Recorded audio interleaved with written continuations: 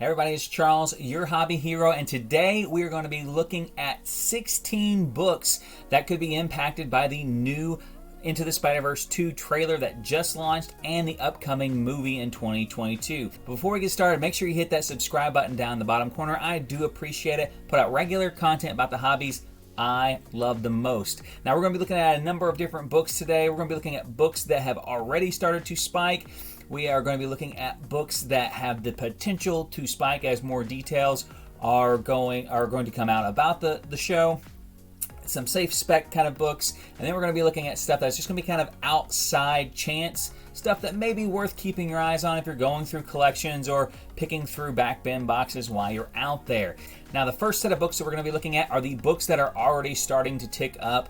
These books are basically books that were confirmed with the new trailer that came out, and just extra attention is being brought to them based on the trailer that's out there. So they're going to be characters we all knew were going to be there, but whenever I say we all knew, that's the vast majority of the comic communities knew, but the general population probably wasn't paying a whole lot of attention to this, which is bringing extra attention into these books, which is what is going to cause the prices for those to at least temporarily inflate, if not to continue to rise as we get closer and closer to the movie and more trailers are coming out. First book that is going to be on the list is the biggest book on the list, and that is going to be Ultimate Fallout number 4, first appearance of Miles Morales. Now, Miles Morales is obviously the featured character for this movie. We all, again, knew that it was coming out, but now more people are seeing it, more people are going to be searching for his first appearance, and that is going to cause the prices of these books to increase. Now, that also includes the second print of the book, and even now that you have the facsimile edition that recently came out as well, I think you're going to be seeing a lot more of these hitting for new all-time highs. And if you haven't already picked up one of these books, I would say now's probably the best opportunity to buy before we get possibly even more Spider-Man news coming out with the new movie that is on its way. And as we get closer and closer and closer to this movie, I'd imagine these prices continue to tick up as well. With that, Ultimate Comics Spider-Man number 1. There's a myriad of different other Miles Morales books I could mention on this list. These two are probably the biggest two individual keys that you could look for, and that's going to be his first standalone series. So check those out. If you haven't already picked them up, I'd say now is probably your best opportunity to get them for the next several months, at least anyways. The next one up is going to be The Edge of Spider-Verse number 2. This is the first appearance of Spider-Gwen, with her showing back up in the trailer and kind of confirming what, again, a lot of us already knew that she was going to be a central figure for this next movie. This book, I'd imagine, is going to start to tick up as well. Her list of appearances is relatively slim, so people are going to basically be gravitating towards this one and one only book. I do see this as a character that Marvel is going to continue fleshing out down the road, either in the comics or in the Spider-Verse realm. So definitely a book that you'd want to pick up before it gets too hot. After that, we have Amazing Spider-Man number 365, and in tandem, I'll kind of group these two together, Spider-Man 2099 number 1. Now, these are the first appearances of Spider-Man 2099, which was heavily speculated to be in this movie based on the teaser at the end of the first Spider-Man Into the Spider-Verse movie, and obviously confirmed by the new trailer. 365 is the first official appearance of Spider-Man 2099, even though it's basically just a teaser of the content that is in number 1. Number 1 and 365 both have very iconic 1990s comic covers. I will say, though, that the 2099 and the 365 both have cardstock covers, so very hard to find raw in a high grade. So just keep that in mind if you are looking for a near mint raw copy. There's a lot of opportunities for surface indentations that aren't very easily pressed out of those. 9/8 on these books are already ticking way up, and there is a reprint of the 2099 number 1 that was actually shipped out with an action figure. If you can find that action figure, it's an opportunity to sometimes buy very below the market on those. But keep in mind, when they're shipped with those action figures, they are generally very hard to get a high grade in. So things to keep out for. That's going to move us into the books that really haven't started to see that uptick yet, but we know are confirmed. And those really revolve around the character of Spider-Woman, Jessica, more specifically Jessica Drew.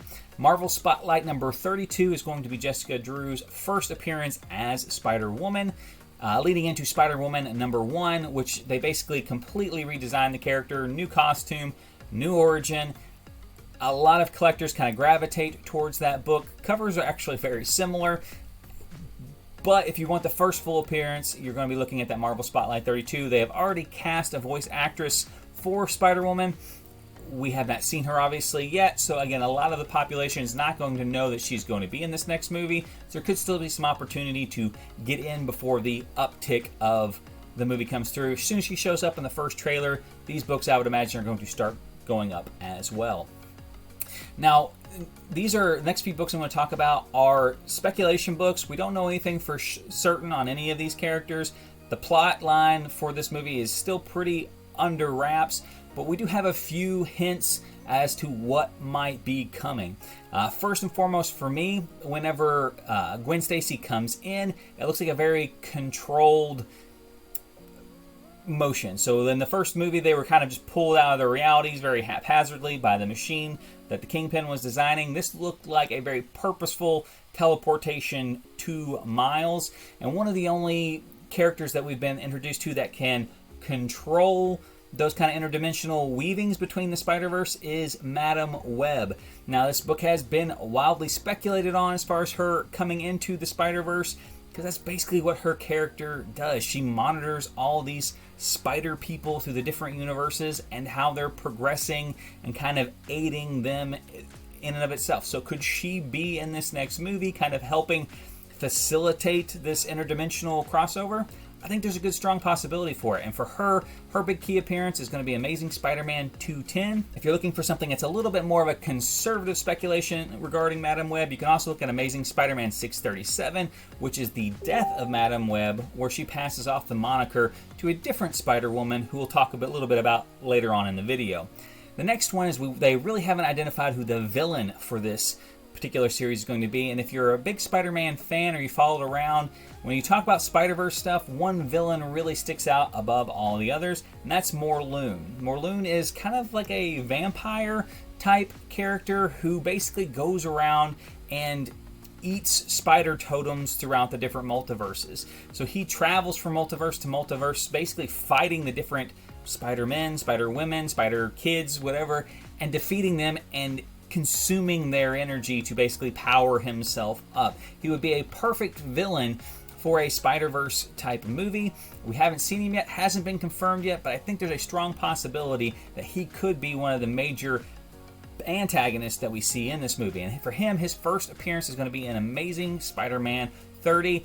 Pretty affordable key. If he does end up showing up, this book could see a lot of movement as well. With that, there's going to be an introduction probably to a myriad of other Spider-Verse characters. We saw a bunch of them in the first movie. I don't think they're going to pass on the opportunity to introduce several in this one. I think as far as ones to really peg down one that has a strong chance of being in there that hasn't been confirmed yet would be Silk or Cindy Moon. This character has been very highly pushed here lately. She's just had a new book launched within the last couple of years. I think they're really going to start implementing her coming into the MCU, and I think this is an opportunity to highlight her for her first appearance.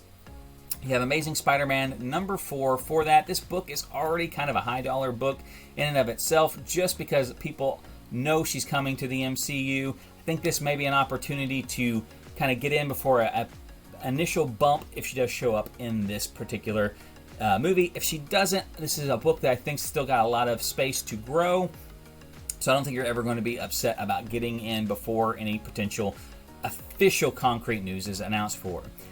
Now, for some of the outside spec stuff that is not real solid and mostly just things that could tie in easily with this movie, and again, these are not big ticket books to begin with, so you're not going to be spending a lot of money to kind of dip your toe in. First one for this one is going to be, we mentioned her earlier, the other Spider-Woman, Julia Carpenter. So Julia Carpenter is the one that inherits the Madam Web moniker. So they could either skip over that entirely and have Julia Carpenter as Madam Web in this iteration, if they do have Madam Web at all, or if we do see a full transition of the Madam Web introduced, they may also introduce her successor, which is Julia Carpenter. Now, her first technical appearance was in Secret Wars number 7, with her first cameo appearance being in Secret Wars number 6. Again, very affordable books. They're books that are already popular because of that whole Secret Wars franchise. Those books are starting to pick up anyways, because there's a lot of speculation that Secret Wars may be a story arc coming to the MCU. And obviously Secret Wars number 8 being a big key issue for Spider-Man fans. A lot of them will just pick up the full run if they already have that one. So again, 2 books that you're probably not going to hate having in your collection anyways, but have some significance and tie-ins into the multiverse. Next one is the Spider-Gwen, 2099. Now, she makes a cover appearance on the cover of Secret Wars 2099, the variant cover, with Spider-Gwen going into a movie with Spider-Man 2099. There's obviously an opportunity that she could just run into the 2099 version of herself, which could cause this particular cover to spike. So something to be on the lookout. Again, a very affordable book to pick up with some opportunity if it's shown in the movie. And then the last 2 are going to be Spider variants that I think have a chance from the comic books to show up in this one. And that is going to be Spider-Verse number 1, which has the first appearance of Spider-Zero. A lot of speculation that Spider-Zero is the sister of Miles Morales, which could have implications on how they work together in that movie. It could be a lot of different storylines that lead to that. And another one is the Spider-Punk, or whose first appearance was Amazing Spider-Man number 10. I think the character is just very fun. Kind of your Spider-Ham replacement, your comedy relief, that over-the-top version of Spider-Man that kind of helps detract from the serious tone of the movie. You know, instead of pulling out cartoon anvils and hammers to smack the Scorpion, you have a Spider-Man who may have a literal guitar that he's taking into battle and smacking people over the heads with. So I think if there's kind of a strong candidate for comedic relief in that movie, Spider-Punk would be my vote for that one as well. Now, those are the ones that I think have some potential. Just to kind of address it, though, a lot of people may be asking, you know, what about the other Spider-Man from the original one? If we get Spider-Gwen back, are we seeing the other ones? I think that's pretty unlikely. I don't think they'll reuse those individuals. One, they don't have a whole lot of tie-in with Miles Morales, where Spider-Gwen throughout the comic book history has a significant amount of relationships and interactions with Miles Morales. The other 3 did not. So I don't think you're going to see Spider-Man Noir. I don't think you're going to see Spider-Ham, and I don't think you're going to see Penny Parker in this movie. If you had those books and you were holding them for a chance to see if they did show up, I think the first trailer, the fact that they omitted them, is a good indication to me that they won't be there, and probably a good time to sell those if you're not keeping them for your personal collection. So, agree, disagree? If you've got other ones that you think may show up in the movie, let me know in the comment section below. If you think that there's not a chance in heck about some of my predictions, also let me know. Till next time, though, guys, Hobby Hero, out.